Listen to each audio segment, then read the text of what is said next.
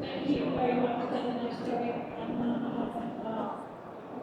I'm your host from Laboratory co-director session. It was interesting because we heard a little earlier from Oman, who was talking about the three steps we can take about call, verify, and confirm. We just heard again that password reuse is one of the biggest issues we have. We've seen the figures 1, 2, 3, 4, admin, all of those things.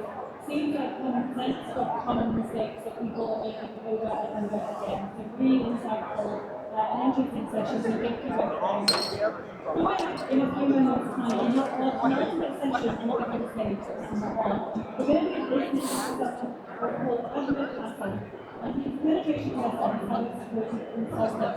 The topic of this session is race condition technology, applications, and business operations. So please give our next speaker a very warm round of applause and welcome him to the stage. Thank you. Thank you, thank you.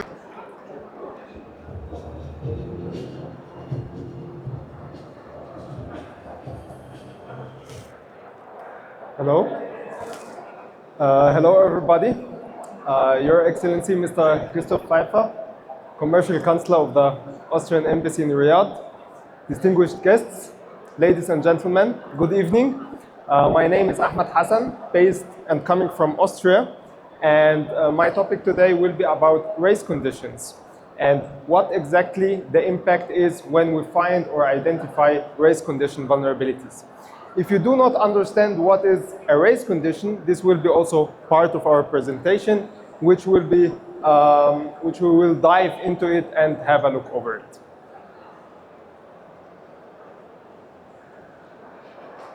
Exactly. Who am I at the beginning? As mentioned, I'm Ahmed Hassan. I was honored and I'm still honored to be part of a lot of conferences in Saudi Arabia, in UAE, in Egypt, also giving different webinars for universities, for students to let them know what is cybersecurity and how they can start their career in cybersecurity. And beside that, that's a small list about the conferences and the events, webinars, etc., where I was honored to give a talk or a presentation.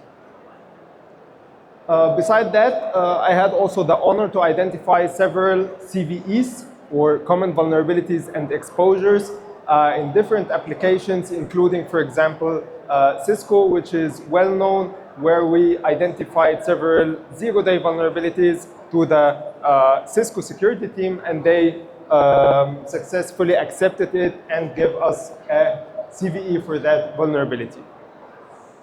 That's in conclusion about myself. Let's come to the main point about race conditions and their vulnerabilities. What is exactly a race condition? The main question at the beginning. Well, race condition is a vulnerability when we have, for example, a booking system or a flight system where an attacker, for example, can book a seat or a flight at the same time, twice or third, for example, without that the system can identify that the course or the ticket have been booked multiple times, okay? And the vulnerability is really critical because you can, for example, book the same seat multiple times, and this occur and gave us, for example, more problems because the people at the airport will have the same ticket booked, and that is causing a lot of problems because financial, operational, reputational problems as well. And as you can see here, for example, when we can use a coupon code, for example, when it's used, for example, at the same time, multiple times or even more, we need to check if the application is aware if it has been used or not. And that's the whole part or the whole understanding about a race condition vulnerability. That's also like a screenshot about how it's working when we see, for example, the code has been used or not, and another client or another attacker in our case is using the same coupon code, and the question is the application able to identify if the coupon code has been used yet or not. That's the whole vulnerability. Okay. That's another explanation about race conditions. When we can see here, for example, we can submit, for example, a discount code.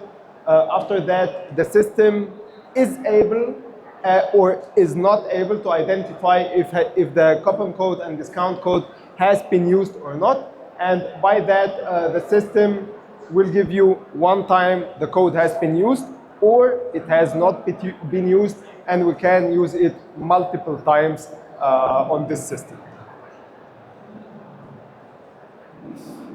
Okay, so we have understood the criticality and the explanation of the race condition vulnerability. What can be achieved through this vulnerability, and where in different sectors can we use this attack?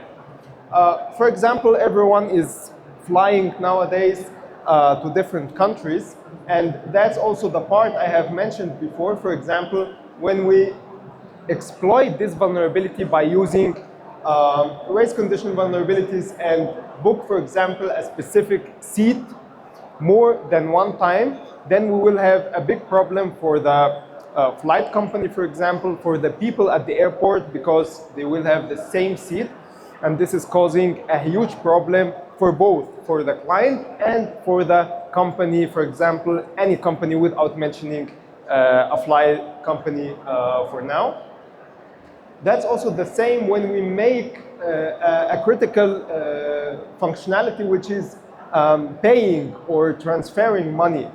What if the application is not aware when we are making a transaction multiple times at the same time? Is it able to understand that we have made the payment, or will it ask to make further payments at the same time? That's also a huge problem in the financial sector, where we can exploit this race condition vulnerability as well.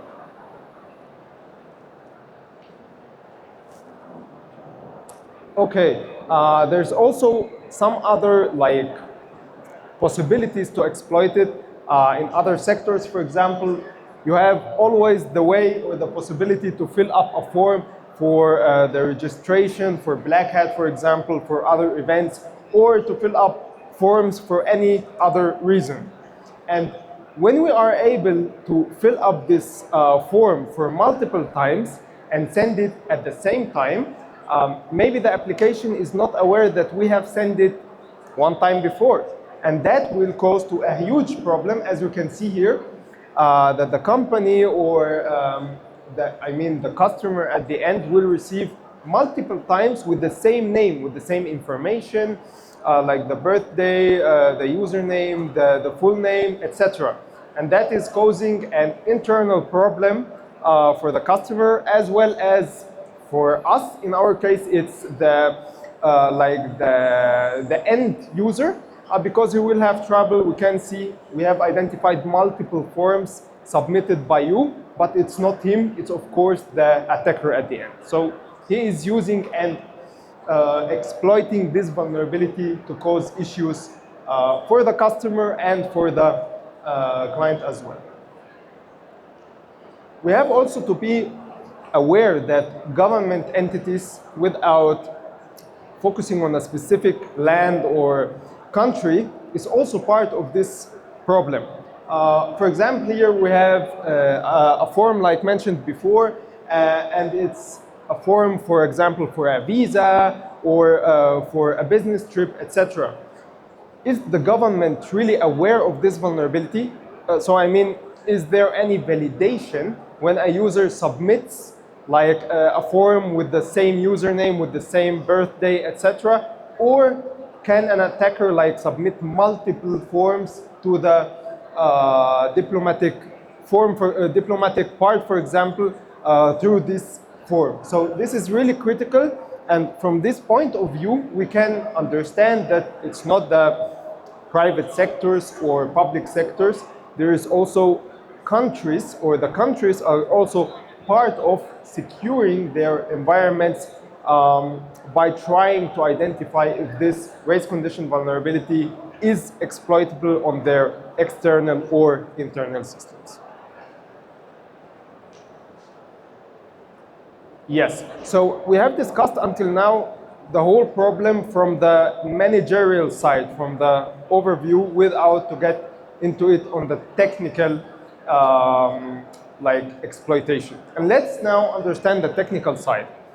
We have, of course, if you are not aware of it, it's a tool called Burp Suite.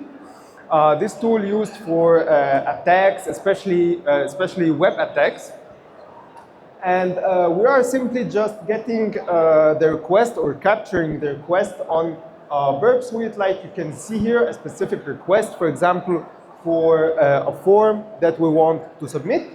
And after that, we send it to something called the repeater, where we can just send it multiple times, as you can see here, 1, 2, 3, 4, 5, until how many like requests you want to send. And we will now try to send all these requests at the same time to see if the application is aware and will stop us and identify us from exploiting this vulnerability or not. So, as we have mentioned here, we can see it better on the next slide, where we can play a little bit with the possibilities here. And what we are targeting is send group in parallel. So instead of sending a single request one time, we would send it multiple times at the same time. So by that, let's see if the attack will work or not by, for example, sending 100 forms and requests at the same time. It will be a problem for the end customer or the client, but that's the whole idea behind trying to secure your environment. Nowadays, it's a fundamental part, not like a play and have fun thing. So, as mentioned, let's click on that and try to send, for example, the 20 requests at the same time. Okay, and we can see here the output, for example. We have sent the 20 requests, and to summarize it, the request has been, the 20 requests has been sent successfully and accepted by the back-end server. So to make it easier for you, I have made a proof of concept video, a demo, where we are trying to see a bank, like in the financial sector, to see what is the impact of this vulnerability. Let's start the video. And what we will make, we will try to send, as you can see here, our amount is $1,000, for example, and we will try to send like even much more amount than what we have on our account. So more than $1,000, for example, by using exactly this exploitation or this vulnerability. So when we can see here, we just captured the request. We are making exactly the same steps we have mentioned before, cloning it or sending it multiple times to the repeater, okay? And let's see, as you can see here, above you have the amount of the different requests we are trying to send. And now we will follow the steps that we are sending the requests in one time. So you can see here 10 requests. So we will send 10 requests at the same time to see what the output is. Okay? And let's see, we will make the group. And now we can choose the send group in parallel part and send the request. And as you can see here, sometimes it's showing you an error, but that doesn't matter, okay? We will see the end result, which will be successful. For example, here it was successful.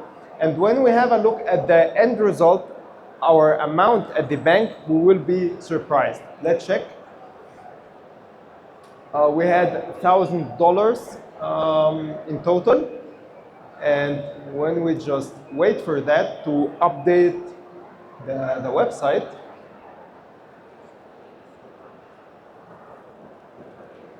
Let's see.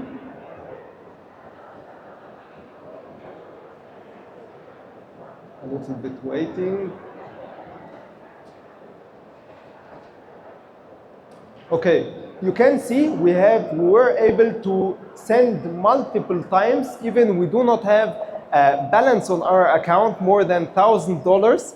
We have sent 1, 2, 3, so at least $2,000 without to have an amount or the needed amount on the bank. And this is like showing the real impact on the financial sectors, but it's not like on the financial sectors only. There are all the sectors are part of it to make sure it's like protected from this vulnerability. I hope this video just clarifies a little bit the exploitation of this vulnerability and also the importance of it, because 99% of the security services or security companies, to be also to talk in general, do not include this exploitation in their penetration list. So maybe we have just scratched it at the beginning, but what is the business impact of this vulnerability? So we have seen here the financial part, first of all, the operational part, and the reputation, which is really important. When a bank gets attacked by this vulnerability, the reputation to their customers is not good at all. So let me say it in a diplomatic way. They will maybe try to change the bank or leave the bank because they had a security incident, and this leads to, like, let me say, they will be in the news, in the TV, for example, that they had a cyber attack, which is really critical, and by that it's not very good for the reputation of the company. Yes, to go a little bit what happened or who like exploited these vulnerabilities and which companies had like these race condition vulnerabilities. We can see here, for example, at the beginning 2015, this vulnerability was exploited in Starbucks, where people, for example, can buy multiple times for a specific amount or for $10, much more things than $10. So it has been used by like APTs, advanced persistent threats, to exploit it on Starbucks systems, as well as we have mentioned it before, airline ticketing abuse in general, okay? Not a specific flight system or company, but it still happens until now. So this is also really important. And the part which is also like included in the airline ticketing is the flight promo codes, but not only the flight. You can have also another promo code from another sector, and it can be exploited exactly by this way we have shown. Yes, so I have reached the end of my presentation. I hope it was like informative for you. You got the idea behind race conditions. I hope you enjoyed it. Thank you very much for attending my session. If you have any questions, please feel free. And thank you very much for your attention.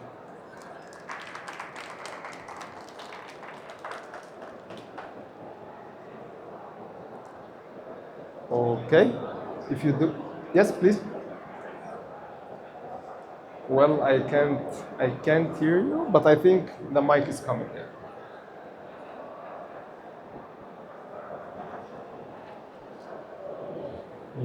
Yes. I start, and I had a question regarding this race condition. And the question is, the common mitigation against race condition is very limited. Sorry, again? The common mitigation, yes, the pledge against these kinds of attacks is yes, rate limiting, right? So rate limit the browser or the IP that's sending multiple requests at the same time, and block. What would be like kind of like bypass to that pledge? Well, sometimes, as you have mentioned correctly, the IP addresses limitation and rate limiting is a good opportunity to patch this vulnerability. But some people do like IP rotation. They change the IPs every like 5 minutes or even less than that in order to try to bypass this vulnerability. This is one method which I got right now in my mind, but like our attackers nowadays can improve and still get more techniques to bypass this race condition vulnerability. Right. Thank you.